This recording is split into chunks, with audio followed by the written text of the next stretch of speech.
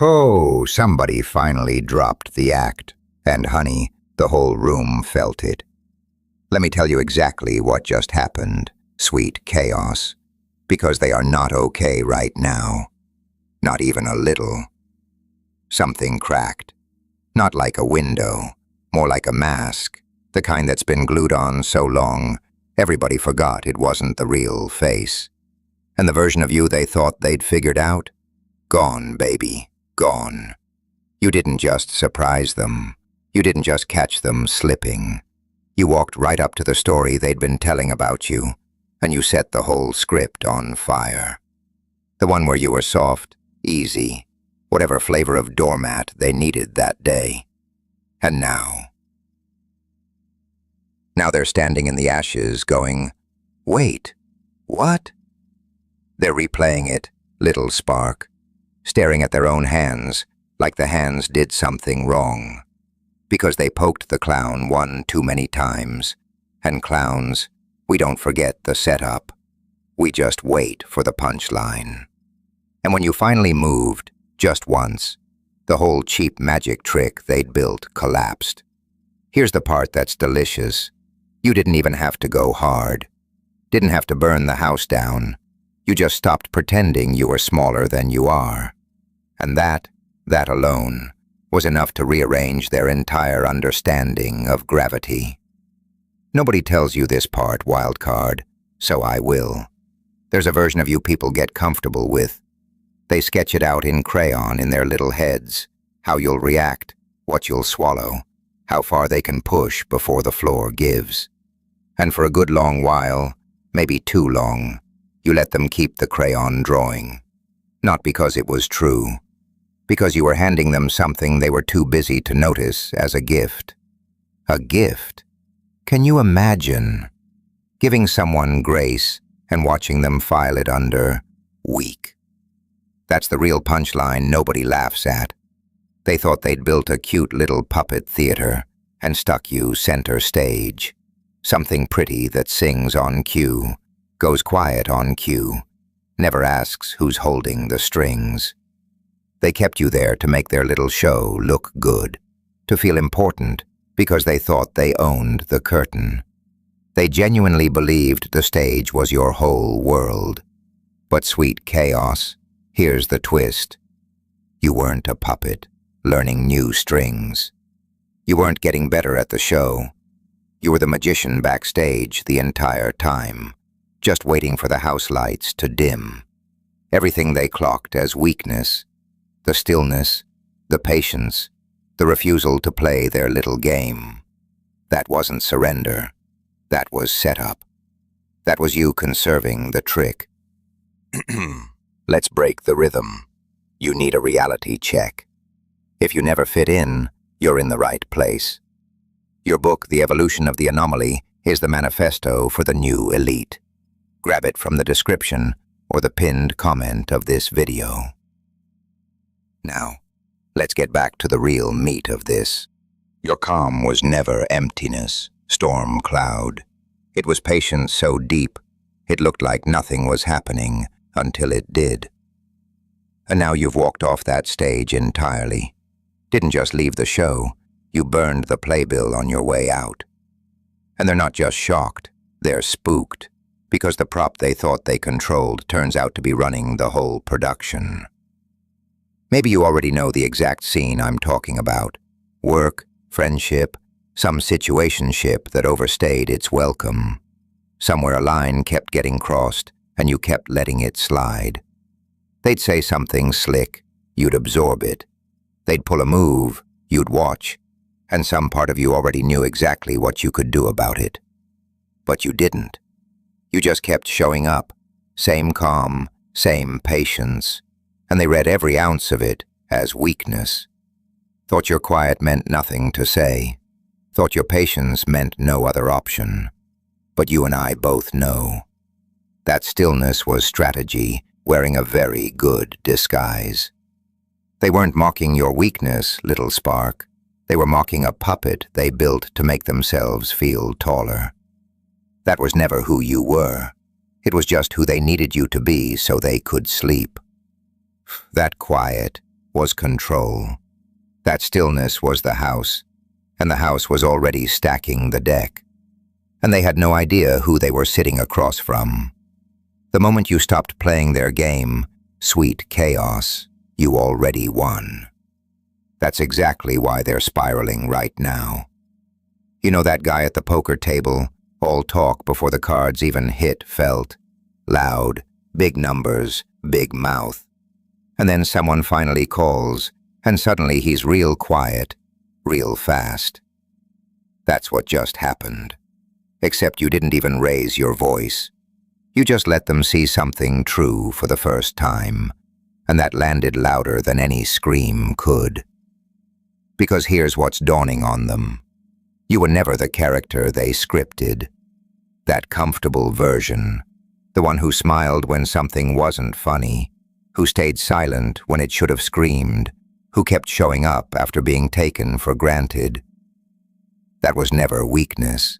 That was you operating on a different table entirely. They thought they were playing Go Fish. Cute little game, low stakes, easy to read. Meanwhile, you were dealing blackjack, and they didn't even know they'd sat down at your table. You didn't just grow a spine, wild card. You built a whole fortress with a moat and a drawbridge, and now they're standing outside the walls, wondering when they ever had a key. Sit with me a second, because this next part's the fun one. There's a very specific feeling in the body when you've been holding back forever, and you finally let go. Like a shaken soda can, somebody finally cracked open. That pressure doesn't ask permission, it just finds the exit. And the people around you feel it too, even if they can't name it. They feel the room's temperature drop like somebody just walked in wearing a very good coat. That's not you being scary, storm cloud. That's you finally taking up the space you were always sized for. They're not worried about you. They're terrified because they can't predict the next move. That I'm just worried about you routine? Never about your well-being. That was them checking if the strings were still attached. And the strings are cut. They have no idea what the next act looks like. Think about the actual moment you stopped shrinking. You didn't explode, didn't lose the plot, didn't become somebody new. You just let something through that had been backstage the whole time. Maybe it was one conversation. Maybe it was one look held a beat too long. Maybe you just didn't rush to make it easier for someone else to swallow. Whatever it was real, and real doesn't get returned to sender.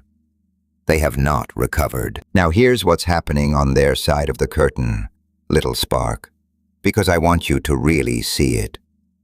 They're being forced to recalibrate their entire read on you, and that process is humbling, in a way that genuinely hurts to watch. They have to go back through every interaction, every line they crossed, every liberty they took, every time they figured they'd get away with it, and recontextualize the whole tape, and realize you knew this whole time. You clocked every bit of it, and still handed them grace they never earned. That's the part keeping them up. You finally called the bluff, and now they're sitting there with an empty hand and a full deck of regret. All that swagger, all that big talk. It was borrowed, running entirely on the assumption you'd stay small. The second you didn't, the whole magic act came crashing down, curtain rope and all. Because it's one thing to learn someone's stronger than you thought. That's a plot twist. It's a whole different animal to learn they were choosing. Every single day. Not to use that strength on you. That's not surprising. That's the kind of humbling that rewrites the whole relationship in permanent marker. Makes you question every scene you were in. Suddenly you're not just recalibrating them. You're recalibrating yourself. Not comfortable. Necessary, but not comfortable. They're realizing the quiet one backstage was running the whole theater the entire time. You ever try to light a stubborn firecracker? Flick, flick, flick, nothing. Click, click, click, still nothing. So you get comfortable with the fizzle. You start thinking that's just what it does. Clicks and nothing else. And then, when you've completely stopped expecting it, boom. Whole sky lights up, and your nerves remember what fire actually feels like. That's what they did to you. Kept flicking the lighter, kept clicking, and you let them, because timing's everything in this business. And then you finally caught. They couldn't process it at first, because they'd already decided the fuse was dead. They forgot what was sitting in the wick this whole time. But you didn't forget. You knew exactly what was in there. That's the part that actually matters. This wasn't you losing it, wasn't a snap. This was a decision, calm and deliberate. This moment, this person, this particular line. This was the one where grace had done its job, and it was time for the next act. And it landed exactly where you aimed it. There's no version of you that fits back in that little box now. That box is confetti, burned right along with the curtain. I need you to hear this, storm cloud, because I don't think you always clock it yourself. The discipline it takes to hold back the way you did. That's not normal operating procedure. Most people, first sign of disrespect, they're already blowing up, making a scene, announcing the injury to the whole room. Nothing wrong with that, honestly. But that's not your style. You absorbed it, processed it, stayed composed and moved on your own clock, on your own terms, when you decided the timing was right. That's not weakness. That's not fear dressed up as patience.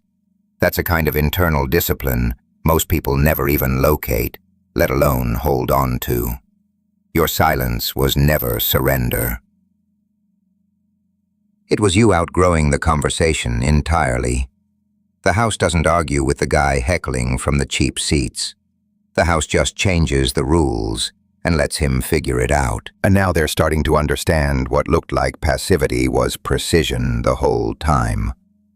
The dynamic's different now, not because you turned scary, not because you did something you can't take back, because they're finally working with real information instead of fan fiction.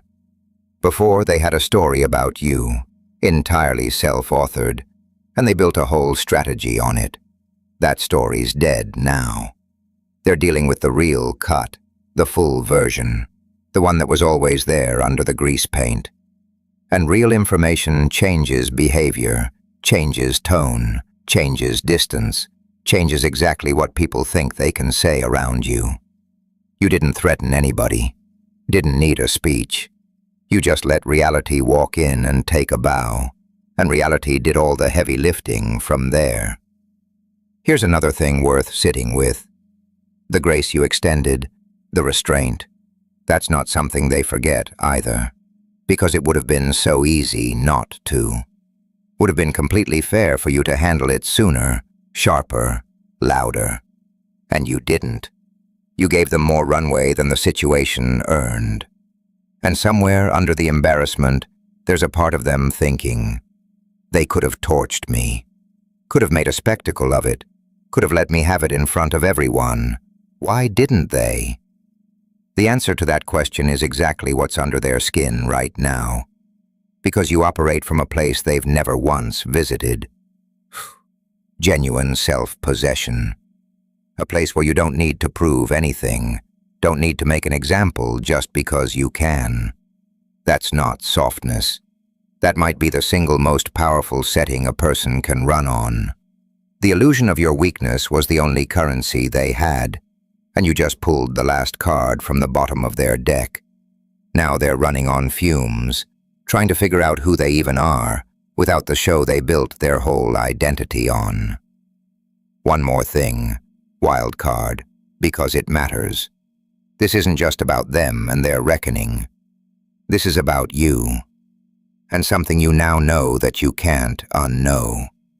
You know what you're capable of, felt it, watched the room shift when you stopped shrinking to fit somebody else's frame. That knowledge, lived and real, that's yours now, and nobody's pickpocketing it back. You don't have to be loud about it, don't have to announce it, don't have to change your walk. The people who need to know already know. The people who thought they had you figured out are mid-recalibration as we speak. And the ones watching from the wings, some of them have been waiting on this for a long time, because they already saw the discipline, already saw the grace, already knew you weren't the flicker they assumed. Turns out you're not a parlor trick.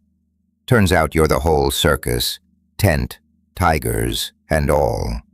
And a circus doesn't apologize for the noise it makes. What changes from here is simpler than it sounds. You don't go back. Don't go back to shrinking so somebody else feels comfortable. Don't go back to absorbing what was never yours to carry. Don't go back to smiling at things that weren't funny, or staying quiet when a response was owed, or letting people write a script about you that has nothing to do with who you actually are. That old version of you did its job, showed you what you're made of, showed them exactly what they were dealing with. That chapter's closed. Welcome to the era of no. Shortest word in the language, loudest thing they've ever heard out of you. Every time you say it now, they hear the joke finally land. They hear the punchline they should have seen come.